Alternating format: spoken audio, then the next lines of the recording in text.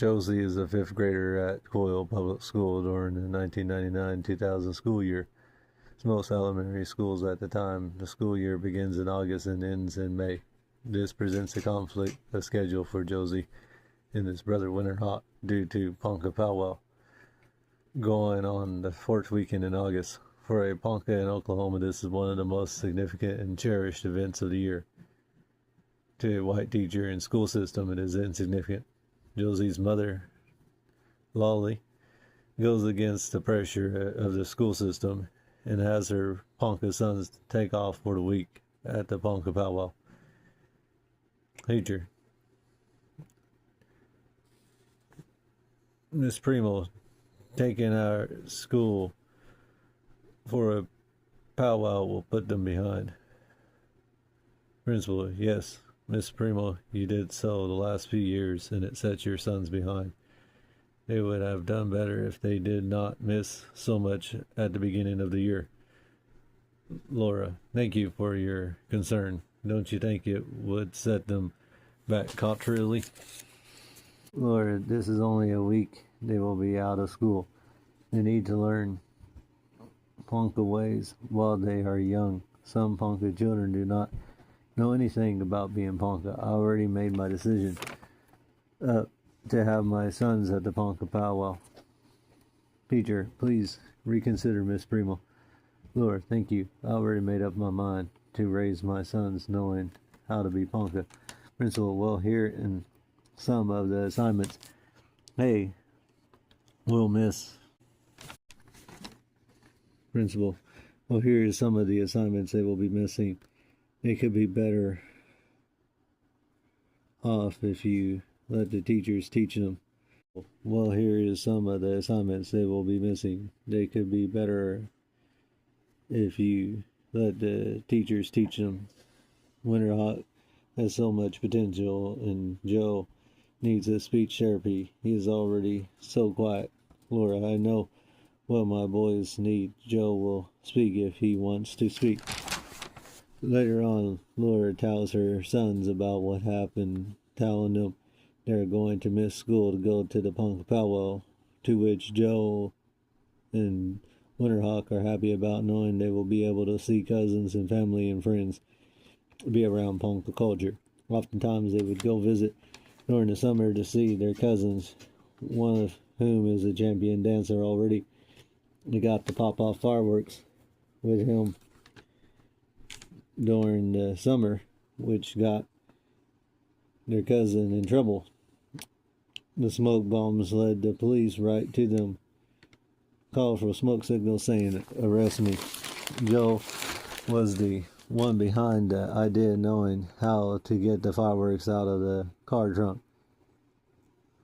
Winterhawk and Joe, however, did not get charged, just their cousin. Winterhawk and Joe, being country boys, ignorant of city law, not meaning no harm. Later on, they almost started a major grass fire by a propane tank, also again not meaning no harm. For Joe and Winterhawk, it was exciting, knowing they were going to miss school for the Ponca powwow. Due to it being the last Ponca powwow of the millennium, people were led into believing Y2K may bring about the end of the world through a computer glitch. One of Laura's friends down the road, named Terry, even was stocking up a trailer full of Y2K survival goods, which later expired. Her husband worked at an oil rig in the Middle East, where he made a bunch of money. Besides Y2K survival gear, they knew how to blow money, drinking a lot of it away. Joe was an avid TV watcher, watching a lot of mainstream news on channels 4, 5, 9, 13, 25, 34, 43, 52, 62, using the TV antenna. A much simpler time way before streaming. There was a conspiracy show Joe really enjoyed, starring an old TV police detective who did shows about conspiracy theories such as Bigfoot, UFOs, Noah's Ark, the Shroud of Turin, and Y2K. Joe, being a somewhat ignorant young country boy, was buying into the hype.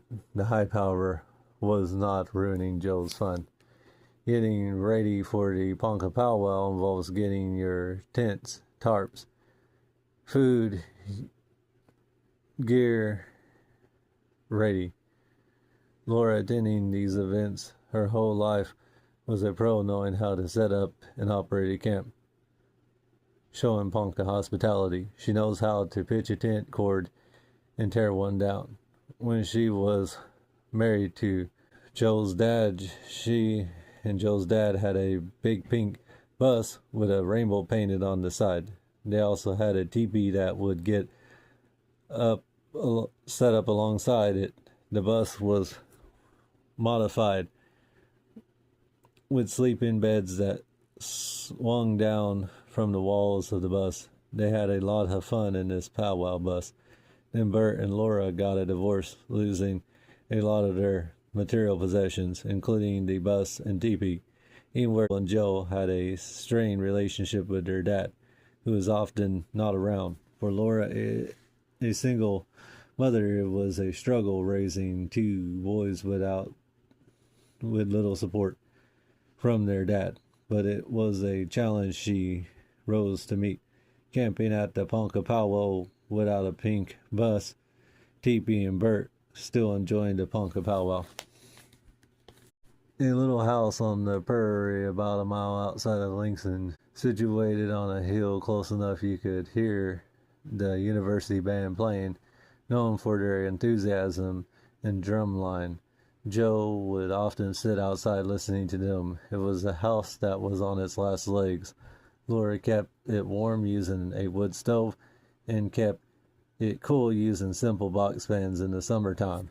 In those days, AC was a luxury item of sorts, the summer heat helping Joe and them sweat out toxins. To get water meant turning on the well, which was often guarded by some mean hornets, which Underhawk and Joe would shoot target practice with their BB guns. The hornets would sometimes get revenge by sneaking in through the window.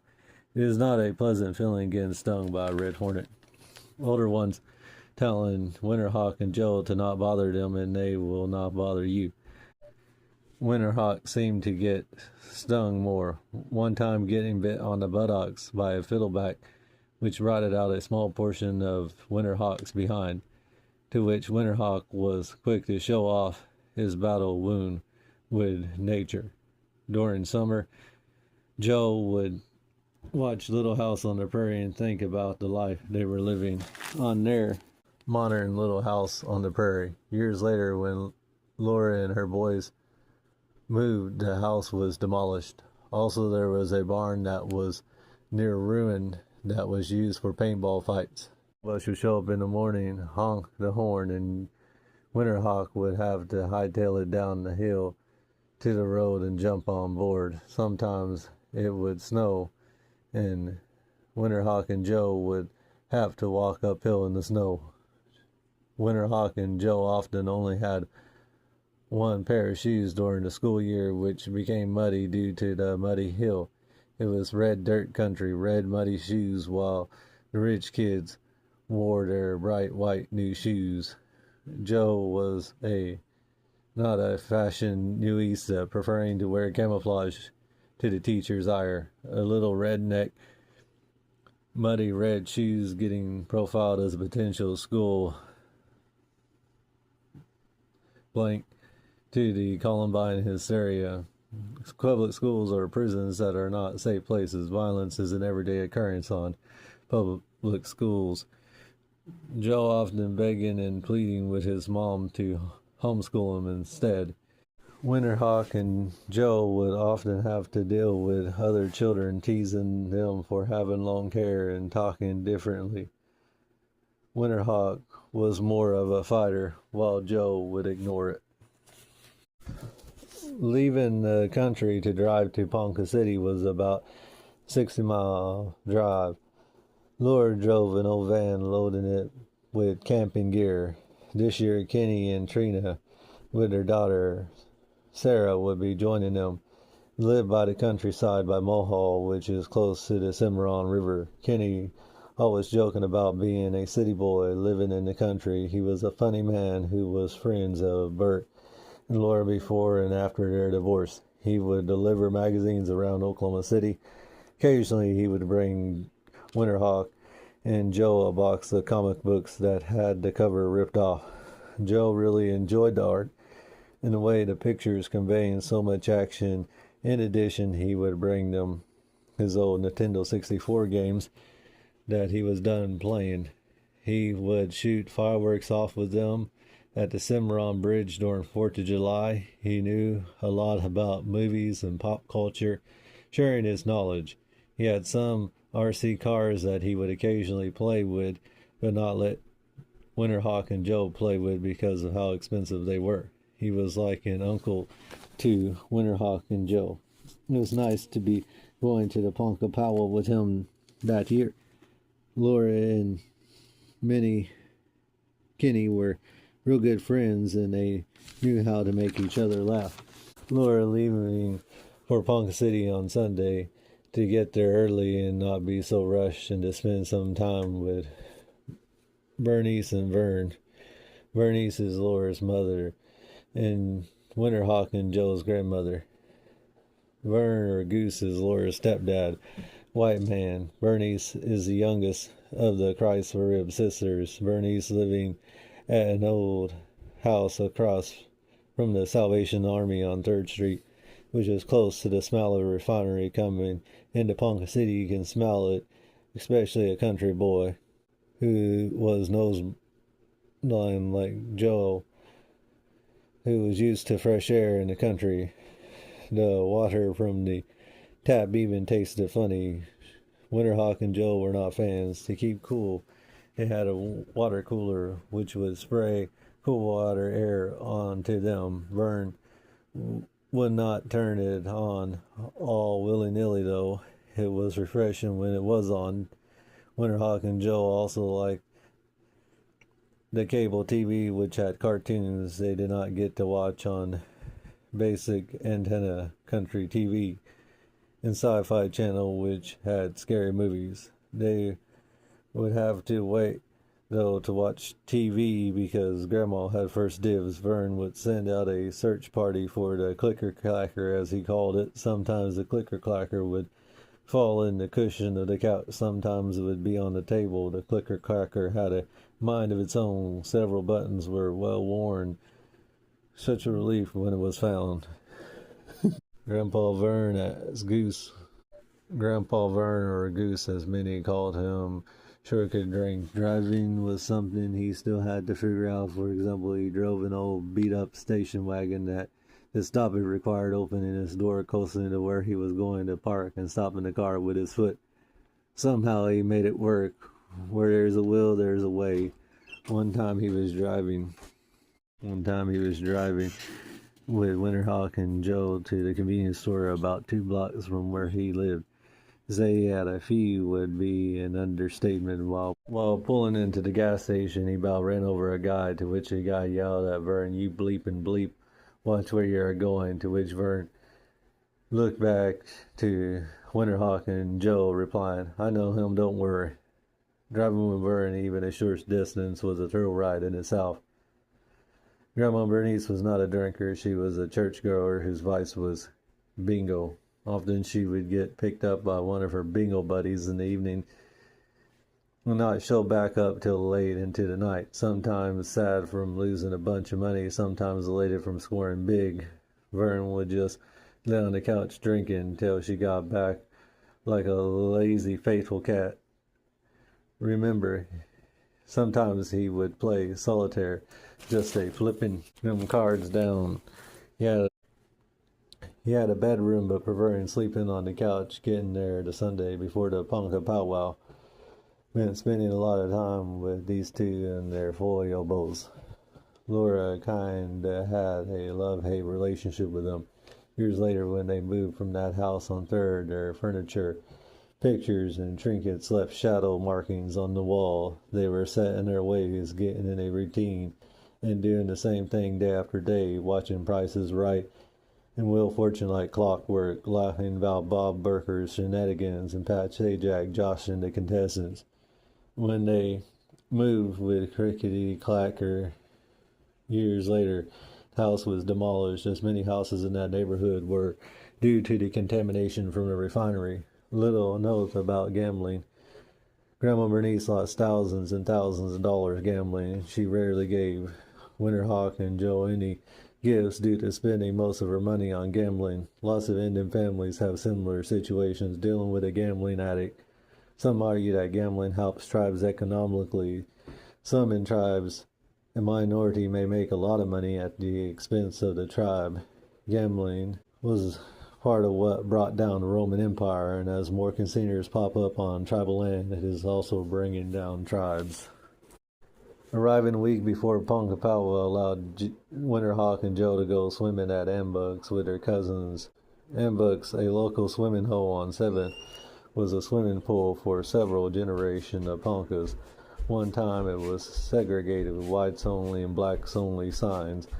Ponca City has quite a racist past, with white supremacy maniacs abundant. All of Oklahoma has a white supremacy issue. Ponca City just happens to be situated in one of the most racist counties, in one of the most racist states, in one of the most racist countries. That being said, there were children of various skin colors swimming together at Ambucks that day. Play has a way of breaking down barriers. Joe was not the best swimmer and was afraid of the deep end, jumping off the diving board. His brother and cousins had no qualms about it, jumping off, doing fancy flips, swimming to the bottom, collecting coins besides sharks. Joe's seen a news story about pools having a suction device that sucks children to the bottom of the pool, drowning them. Joe, believing the news, avoided the deep end like the plague. No sense taking chances with sharks and malfunctioning pool filtering equipment. Spending the weekend with Uncle Steve and Aunt Robin always went by so fast. They had cable with all the channels with new movies. They had a lot of video games and toys. Their house with lots of children coming and going. He usually had dogs running all around. They lived in a cul-de-sac on Shady Lane next to church and park. There was a big drainage within their backyard that the Winterhawk and them explored up and down, and claimed they even seen little people one time that started chasing them. Joe did not know if they were telling the truth. The way they told it, though, was convincing, so Joe leaned into believing them. During the week, they went back to school, basically leaving Winterhawk and Joe without their usual cousin company. Years later, their cousins seemed to have little to do with Ponca activities in the powwow. Sad how their cousin was winning championship after championship, then abruptly quitting. City of Ponca City has a toxic effect like that, in a way, destroying ending, saving the man. Maybe it also had something to do with Aunt Robin being a Wake. Uncle Steve always seemed to have a depressed mood, drinking and listening to Kansas. The camping location was on the northwest part of the Ponca powwow grounds, close to the river. Laura and Bert, when they were together, used to camp by the south afternoon grounds. Typically, if you miss setting up camp at the Ponca powwow in any given year, you run the risk of losing your spot. Laura's nephew, Randy, gave Laura's camping spot to his in-laws, so Laura started camping with Jonathan Thomas, or JT as many called him. JT worked for the cable company, hooked up mini Ponca in the area with free bootleg cable with all the channels, if you know what I mean. Besides that, he also had the latest pay-per-view fights, wrestling specials, and movies. He knew his current events and pop culture and was always clowning around. He was so funny, seriously, he could have been a comedian. His wife Vicky was a friendly woman as well. Laura and her got along real well. They had a son named Chris who was a few years younger than Joe, yet they got along just swell. Chris was a well-behaved boy, as Joe was avoiding a lot of pitfalls of NNU. They always had their nephew, Little Man, hanging around. He was not little by any means. He was quite big, a gentle giant of sorts. Two others that were always around, Jonathan and Vicky, were Vicky's mom and dad, Phoebe and Willie. It was quite entertaining hearing them bickering one another, her saying something that would agitate him responding with hush or be quiet. When Phoebe, knowing what she was doing, would smile and laugh it off. Believed they were divorced, but they still acted like an old married couple, chained together in binding matrimony. Willie often recounting tales of his professional basketball days, about a little dancing midget and skilled native athletes. His days served in the military in Germany, speaking the occasional German word. To Joe, Willie Jones was like a grandpa teaching him in his own. One of Willie's favorite movies to watch with Selena. Joe had a lot of fun at JT's house playing video games and surfing the internet back when the internet was not so common and computers were expensive. One time when JT and Vicky came into the camp after partying at a 49, Laura got them something to snack on. In the dark, shuffling through her camping cans, popping one open. To JT and Vicky, who may have had way too much to drink, the dip smelled good and tasted good sitting in the dark. They started complimenting Laura on how tasty it was. Next morning, in the morning light, Laura noticed the label on the dip. It turned out to be cat food. Having the munchies after partying at a 49 will do that, making cat food taste like a world-class snack. Setting up camp takes a few hours, putting up the tents and a tarp. JT has a camp set up that is not bad. He is able to buy some real nice camping equipment with his cable job. It's a nice location with lots of tree coverage, slightly off the powwow ground road, a small ditch mount that gets filled up if it rains. Tribe has electric setup for the powwow where plug in to keep the fan going and the lights on. During the singing and drumming, you can hear pretty good from this location. Again, Kenny Johnson is camping with Laura and her boys. Kenny Johnson being friendly and gregarious, fitting in well with JT and the Poncas that visit camp. He wants getting the fire going, cooking up some powwow chow. Laura really knows how to make fry bread and corn soup, a staple at the Ponca powwow. When visitors would visit, she is quick to offer them some food. Hospitality was a known marker of Ponca people, unlike in 2025. Some Poncas even consider it rude to turn down someone's hospitality, viewing it as an insult if someone did not eat your food. One could gain a lot of weight among Ponca. A skinny Ponca is a rare sight, like a white buffalo. Setting up camp takes a few hours. Putting up the tents and a tarp. JC has a camp set up that is not bad. He is able to buy. There is a debate about fry bread and corn soup not being traditional meals of the Ponca tribe. Technically is not. The Ponca before European contact ate most likely a raw meat and forage food diet. They would hunt game such as deer and buffalo using basically all the parts. Using methods to eat raw, the skins for clothing and the bones for tools. Another source of food was fish. Some may debate if they ate it raw, yet in 2025, people eat raw fish such as sushi. Eating this way, the Ponca people were very healthy and strong alike today, with government, big pharma, healthcare. Ponca clergymen promoting the narrative that it was blankets and smallpox that killed off thousands of Ponca, which really makes no sense when you think about given that smallpox, as COVID-19 has never been isolated or proven to exist. More logical explanation for why the Ponca had a sudden drop in population in the 1800s was the adoption of unhealthy European ways and lifestyles. For example, the Ponca did not use metal cooking utensils, and then they started using them, causing metal poisons, resulting in parasites trying to rid the body of parasites. Another adoption was less grounding with the earth, wearing European footwear and living in European-style houses. Unlike moccasins that provide grounding to earth, boots and shoes typically block contact with the earth, preventing the body from moving static buildup. There are numerous research into grounding showing the benefits of contact with the earth. Another thing is dwellings of Europeans were using wood floors which prevented contact with the earth.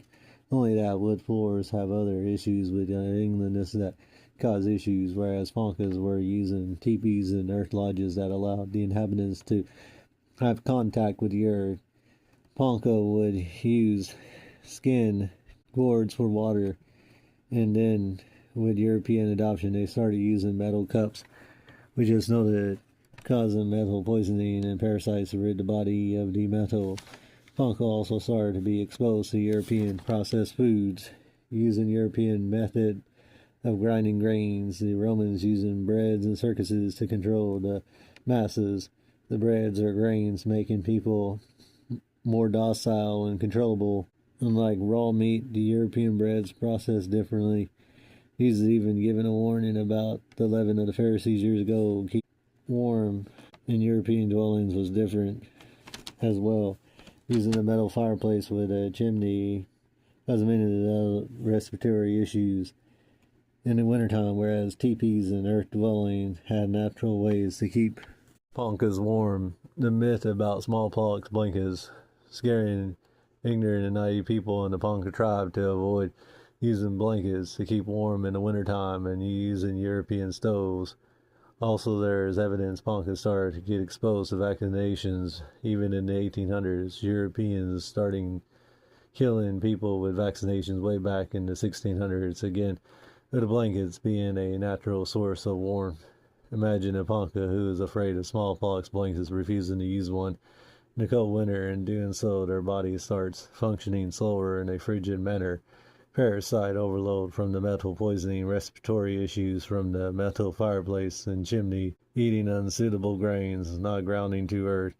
Just a recipe for disaster, causing blockages and obstruction in the body, leading to the death of many Ponca in the 1800s. The Poncas that survived this era somehow holding on to traditional ways through song and music from the drum, doing their best to remember a time before European contact, remembering ways of holiness and keeping the body clean. So yes, the Ponca did not traditionally eat fry bread, corn soup, and stir fry. Only after they were forcibly removed from Nebraska did they adopt and eat what food they had access to. A regular visitor to Laura's camp is Laura's cousin or brother, Poncaway Greg Glebe, who people call Cougar. Cougar is a gregarious, friendly man who knows how to sing a lot of Ponca songs, travels all over with his drum group Yellowhammer, has developed a reputation as an excellent singer. Besides traditional songs, he knows a lot of 49 songs. Mom and him a lot of fun times together. He would come to the camp and visit with the camp, telling stories about Godzilla, his travels and jokes. His sons always by his side, bouncing funny stuff off each other. One of Joel's many uncles, this is one of his favorite.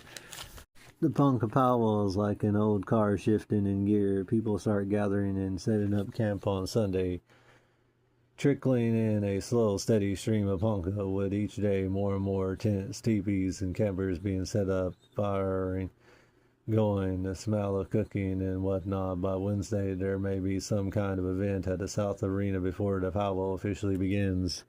Then comes Thursday with the flag raising early in the morning with a deceased but not forgotten Ponca veteran flag waving, provided by the surviving family. It is flown during the day with a Ponca song sang when it is being erected.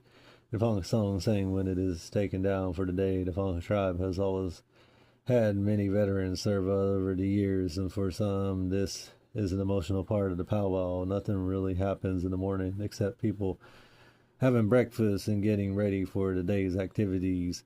Around 2, the powwow ground, usually not from the August heat, does not stop the Ponca from gathering for the afternoon dances. Usually Ponca history and history are told by the MC and other Ponca elders. Giveaways are held, new dancers and singers pay their way into the arena. Tobacco is given to the drum. There are dances for the Ponca princes, the powwow committee, the drums.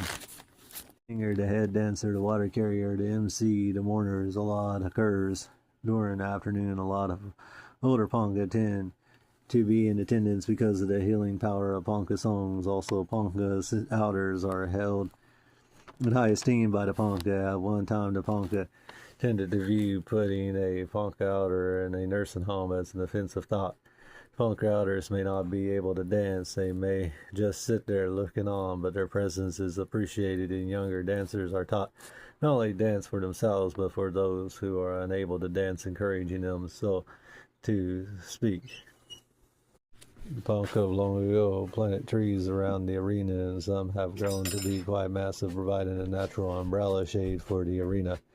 Ponca outers are similar to their old trees. Sometimes it is sad to see an old Ponca tree that has been at the powwow grounds not be there anymore, as Cougar told Laura years ago when she lost her beloved brother Ronnie Joe, who was ran over by a train. Life goes on, and at the Ponca powwow around the circle, life goes on.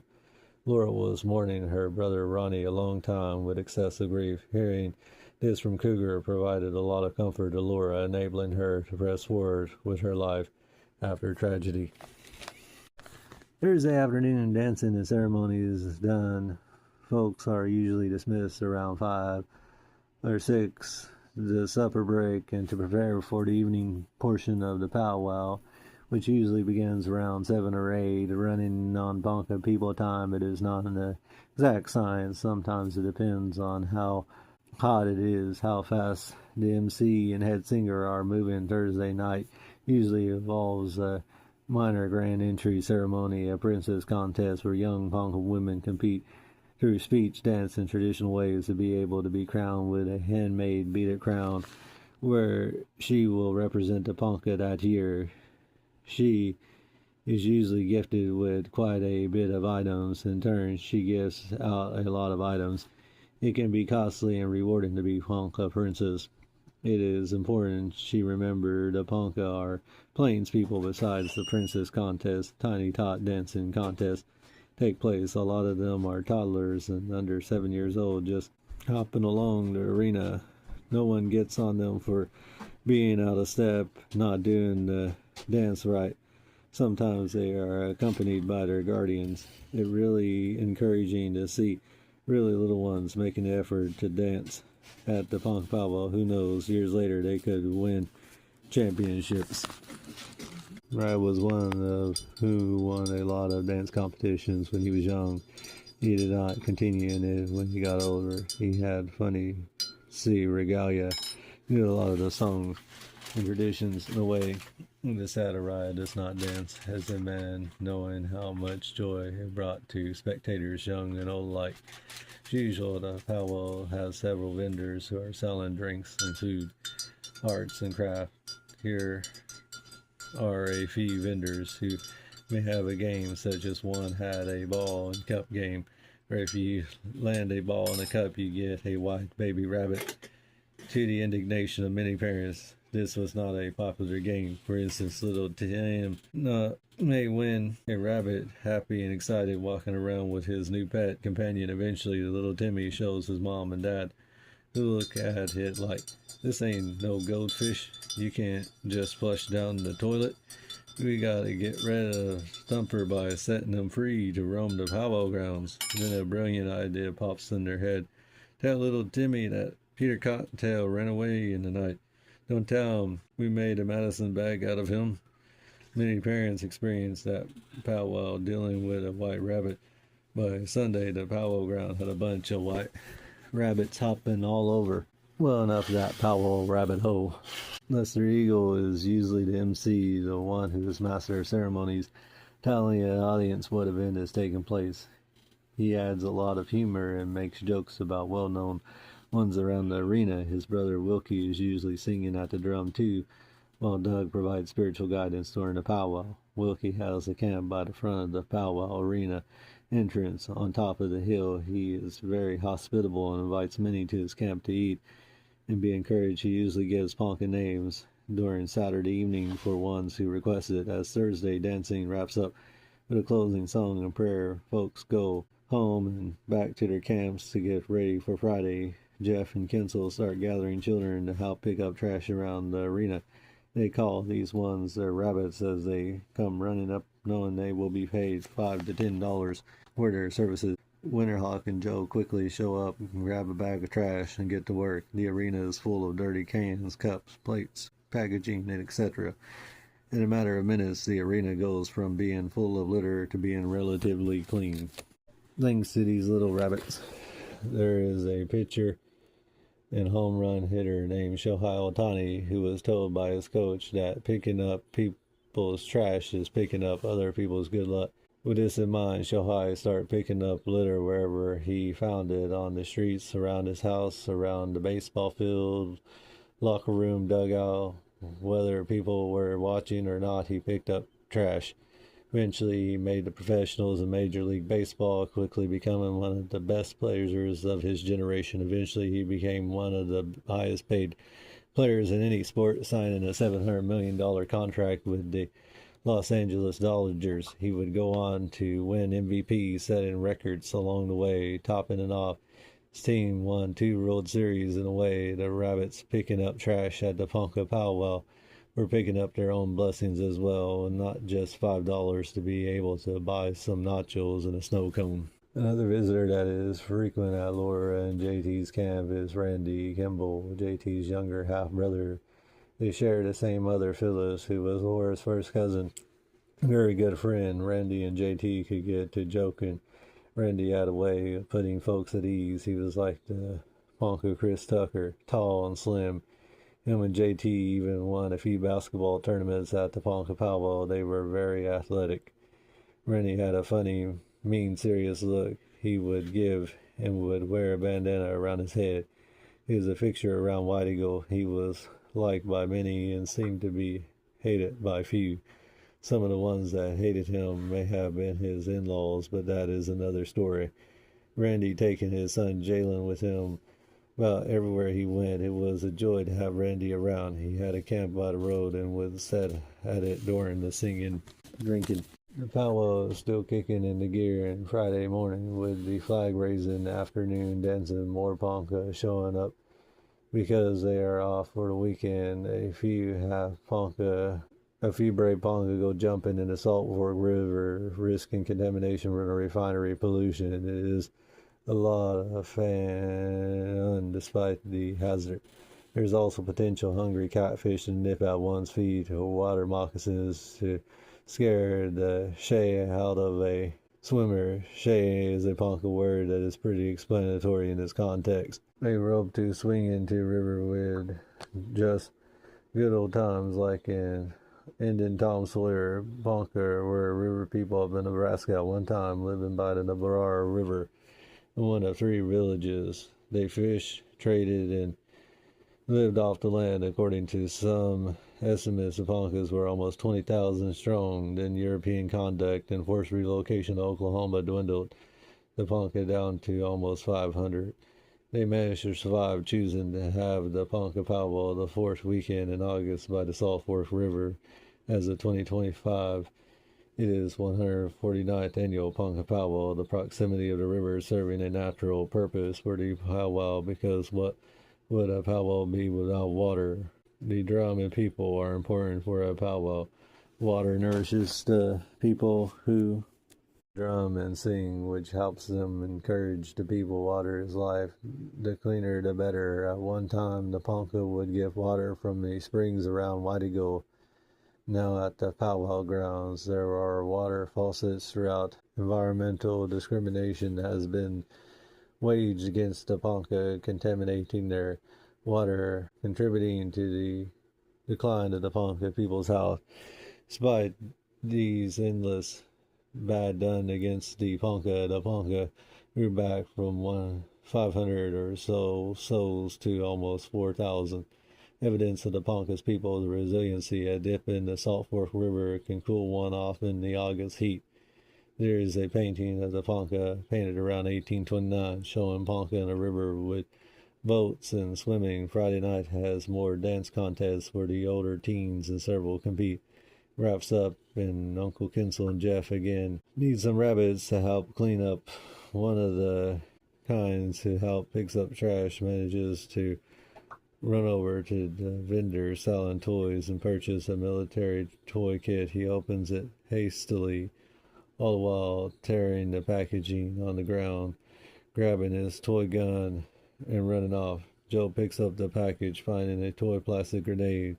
Joe picking up another kid's good luck. Saturday is the most event-filled day of the Ponca Powwow, with several activities going throughout the day. Horseshoe contest is going on in the morning, event that goes back to a time when the Ponca had friendly relations with cowboys such as the Miller family, and rose a way to pass time on a prairie, nailing a nail in the ground and trying to land a horseshoe around it, competing to see who can do it better. Another activity is the Olympics for the youth, where foot races and such are held. Joe is not very fast, so he does not win any of these contests. His PE teacher at Coyle calls Joe a bleacher creature, sitting on the bleachers reading a book while others play basketball or other athletic things. Joe does enjoy the fellowship. Not saying betting takes place on who will win what. Some are very confident in their fast grandchildren. Also, the basketball tournament is held, with the winner receiving a t-shirt and a cash prize. Another event that takes place in the day is the arts and craft contest, with the winners receiving cash prizes. Ponca have become known for producing many talented artists, and this is one way to cultivate the talent among the amateur Ponca artists. There are 4 categories: writing, drawing, painting, beading, and miscellaneous. Joe, watching his uncle Bruce draw with pencil at Grandma Bertha's, started to cultivate his artistic ability, learning techniques by watching his uncle. Did enter that, but would later grow up and win several times for writing, drawing, painting, and clay. The Saturday dancing is for the veterans. Lots of veteran songs are sung, as many are able to show up for the weekend. Joe has many family that serves in armed forces, with American Indians being one of the highest serving groups in America. These Saturday evening dances tend to have the most contests. In a grand entry, the women's traditional fancy shawl, jingle, and buckskin dances are held. Fancy shawl and jingle is one of the most popular dances because of the quick foot movement. Buckskin dancers have some of the most elaborate and expensive dance regalia. Cloth or traditional usually has the most dancers because the regalia is relatively inexpensive, and the dance moves are easier to perform. Golden Age contest also occurs, with Golden Age lacking in youth in speech, making up with technical skill. If you are a young dancer and want to know how it is done, it is best to observe these ones taken note. Also, grass and straight dancing are held to be on the World Championships on Sunday. Grass is a dance that dancer has quick, graceful movement of grass on a windy day on the prairie. This is another popular dance. The straight dancing is also one of the most popular dances, as the regalia is relatively inexpensive and the dance movement is not as complex as the fancy dance. Some dancers are on the lookout for other dancers trying to touch them while they are in the arena concerned they will put bad medicine on them. Some of the regalia serves a protective purpose. Also, a feather pool we held where a dancer dances to the beat of the drum, keeping in step while bending down to pick up a feather without their hands but their teeth. It is one of the most challenging dancing, with dancers falling, losing balance, and whatnot. Some are able to perform this feat against their own nerves. When everybody watching, this is a must-see dance if you want to see a dance that is rarely showcased. The 49 drum contest is also held toward the end. Uncle Cougar's drum and Yellowhammer wins. In the night's events, the rabbits are called to pick up litter once again, making a quick buck and being able to buy more extra cheesy nachos. That sadness starts to affect many in attendance, knowing there is only one more day for the powwow. The Ponca powwow blues, knowing that a Ponca has to eventually go back into a world that tends to hate and disrespect their ways. Ponca powwow, Ponca are the majority, and the world of Ponca is the minority. Sometimes non-Ponca whites may feel uncomfortable at the Ponca powwow, feeling how it is to be a minority. Kenny is a white man who did not feel this way. He got along just well with the Ponca. Sunday of the Ponca Powwow is a bittersweet day. Last day of the Ponca Powwow, folks are feeling tired from the slew of activities, sad because it is the last day of the Ponca Powwow, happy because the Fancy Dance Championship is going on Sunday night. As usual, the flag raising ceremony occurs in the morning, the afternoon dances occur, and then the Sunday night dancing starts. The traditional dance championship occurs first. Some call it the granddaddy of all powwows. The Fancy Dance World Championship takes place. How did Ponca end up with the championship in Little Whitey Gold? The Ponca, as mentioned before, were forcibly relocated to Ponca, where they struggled to survive in harsh conditions, overcoming adversity after adversity. They did their music and culture going underground to escape punishment from the American government. One of the dances that came out of this underground dancing movement was the war dance on Fancy Dance.